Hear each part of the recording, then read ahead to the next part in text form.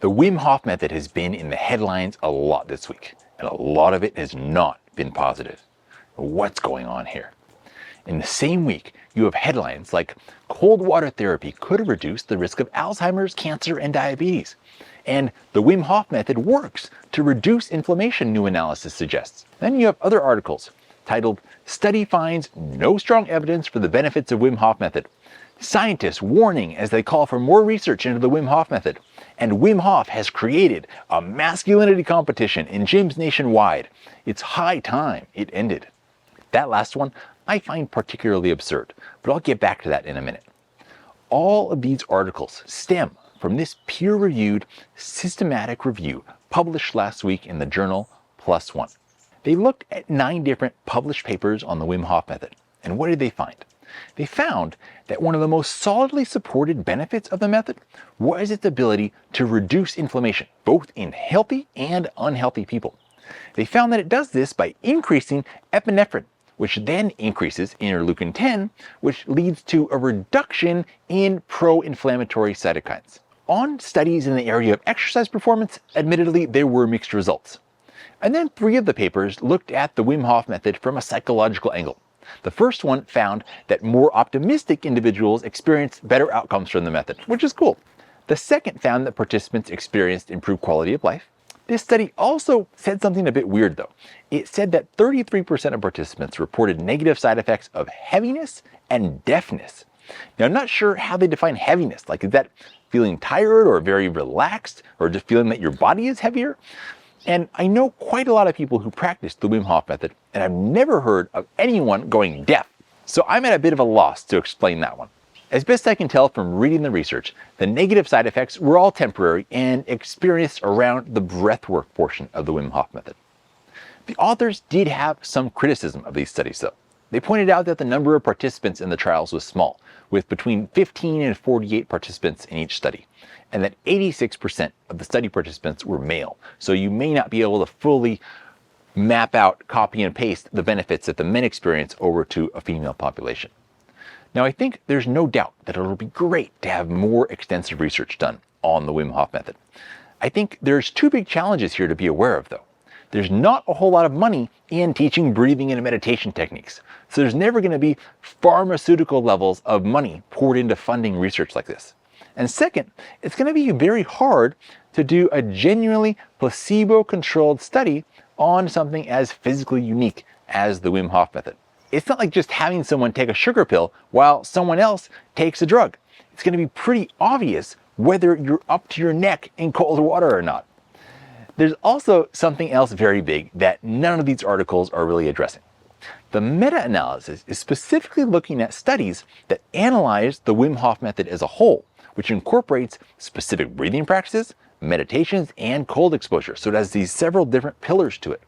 And while the published research so far on the method as a whole may not be as extensive as we'd like it to be, there's pretty extensive research on the individual pillars of the method, especially cold exposure in the areas of metabolic health, immune function, glutathione production, decreasing arthritic pain, improving gut health, brown fat activation, brain aging, mood, cognition, the list goes on. I'll put a link down in the description to a great compilation of this research by Dr. Rhonda Patrick. So I think it's really kind of acting in bad faith when some of these news articles and news outlets pretend that the Wim Hof Method is a total fraud and that it just got exposed and that everyone should stop practicing cold exposure as a way to improve a myriad of different health parameters. And unfortunately, the way the internet works these days, the negative articles like these get so much more attention than the positive ones. I take particular issue with the article from The Telegraph by Nick Harding, who says that the supposed benefits of the Wim Hof Method are mainly bunkum, and that cold isn't all it's cracked up to be. But by saying that, it's clear to me that he's completely unfamiliar with the extensive research on cold therapy as a standalone practice.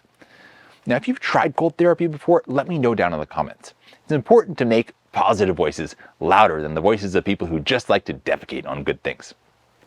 But, of course, if you've had a negative experience as well, let us know that. It's great to hear it from people who actually have the real life experience rather than a journalist just writing a wild article. Now, talking about the benefits of people who practice the Wim Hof Method, he says they encourage each other with memes and inspirational quotes like, "Be comfortable with being uncomfortable," which is all very well, unless, like me, meaning like Nick, you are fortunate enough to be a member of a gym with a plunge pool and want to use that plunge pool for a plunge. Because now, thanks to Hof and his cold cult, the facility will invariably be occupied by a man, they're almost always men, often tattooed, hogging the frigid water like a selfish walrus, timing his exposure, attempting to beat a personal best, or competing against someone else's time. Nick, this is how a gym works. The facility provides equipment, and people come in to use that equipment to their maximum ability, whether that's the highest number of reps they can do on the bench press, the furthest they can run on a treadmill, or however long they can safely spend in a cold plunge. If someone is already using that piece of equipment, like the cold plunge, when you get there, you wait your turn. Your article makes it sound like you think the appropriate use of this piece of equipment is to go in and immediately come out. But that is not how you get the benefits. That's like doing one rep of one set of any other exercise and expecting to get benefits from it. But this wasn't enough for Nick. He had to take it further. He says these feats of frozen endurance have become a topic of conversation in the changing rooms where blue-skinned men recite their times through chattering teeth as they fumble to open lockers with numb fingers, scrotums shrunk, manhoods like frozen prawns. Now, there's certainly a temporary biological effect that happens to men after being in cold water. But Nick, I think if we're going to talk about proper gym etiquette, I don't think you're supposed to look quite so closely at other men's genitals in the locker room and then write about them online in such a disrespectful way. He talks about the Wim Hof Method as a masculinity competition, a quasi-competitive sport, and describes these guys breathing loudly and heavily like a birthing mother. Now, I'm not a fan of Nick's general anti-masculine comments, but this tells me that Nick doesn't know much about the fine details of the Wim Hof Method and how to tell the difference between someone cold plunging and someone actually practicing the Wim Hof Method. There's a few things I want to clarify here. Now, I started practicing the Wim Hof Method 10 years ago, so I may have some bias, but I also have some knowledge. If someone is breathing heavily in the water, they're not practicing the Wim Hof Method, or at least not doing it correctly. All the breathing happens outside of the water, and it's a completely separate activity.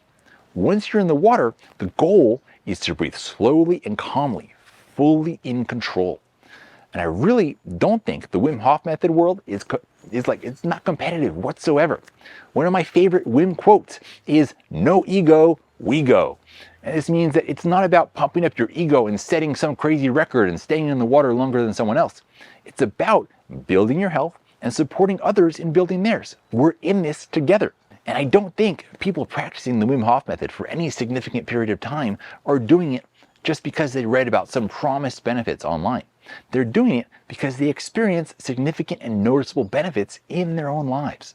Now, if you've done the Wim Hof Method before, definitely let me know down in the comments what your experience has been like.